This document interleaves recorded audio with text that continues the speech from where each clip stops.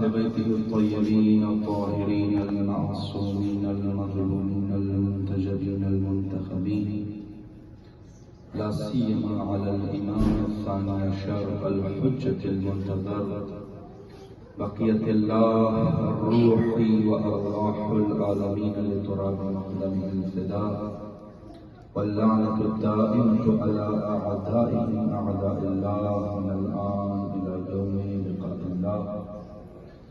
أما بعد فقد قال الله تبارك وتعالى في محكم كتابه: بسم الله الرحمن الرحيم، ألف لام ميم، ذلك الكتاب لا ريب فيه هدى للمتقين. صدق الله العلي العظيم. صلى الله اللهم صل على محمد وآل محمد.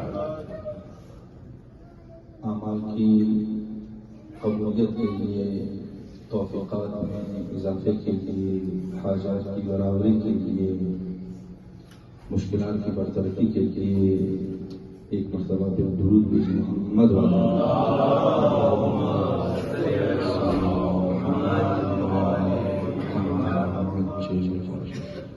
انشاءاللہ ہمارا شمار امام کے اصحاب و یاروں میں سے ہو. انشاءاللہ ہم امام کے ظہور کے زمینہ سازوں میں سے قرار پائیں اور قرآن پر عمل کرنے والوں میں سے قرار پائیں. تیسری مرتبہ درود بھیجیے محمد والا.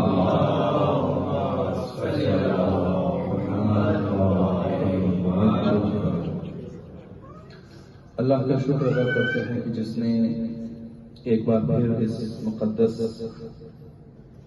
شہر میں، اس مقدس مکان میں، جہاں پر پہلی مرتبہ وحی اتری تھی، جہاں پر قرآن و فطرت یہی سے پھیلے ہیں، ان کے فضائل یہی سے پھیلے ہیں. اس مقام پر ہمیں اور آپ کو معارف قرآن کے دسترخوان پر حاضر ہونے کی توفیق عطا فرمائے. بہرحال یہ وہ دسترخوان ہے جہاں سے ہم اپنے دنیا اور آخرت کے لیے رزق سمیٹ سکتے ہیں، اور یہ توفیق ملنا بہرحال ہر کسی کے بس کی بات نہیں. اس سے پہلے بھی شاید میں نے نہیں معلوم، ذہن میں نہیں کہ یہ بات میں نے مدینہ میں اس بات کا تذکرہ کیا یا نہیں، لیکن یہ بزرگان اولیاء الہی جن کی دل کی آنکھیں کھلی ہوتی ہیں وہ فرماتے ہیں کہ بہرحال ان مجالس میں آنا اور شرکت کرنا اس کے لیے خاص. ہوش میں جب تھک کے سو جاتی ہے ماں،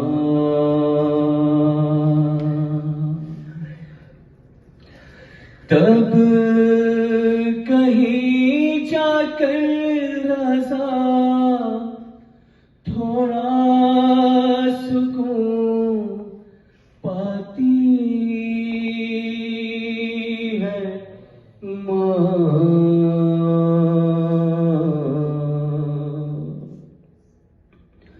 فکر میں بچوں کے کچھ اس طرح سے کھل جاتی ہے ماں. ارے نوجوان ہوتے ہوئے بوڑھی نظر آتی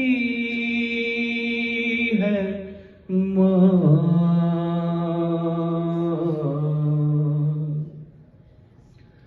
اپنے پہلو میں لٹا کر روز طوطے کی طرح ایک بارہ پانچ چودہ ہم کو رٹواتی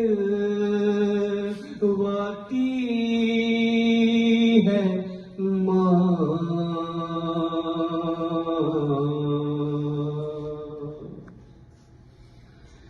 یاد آتا ہے ہمیں شب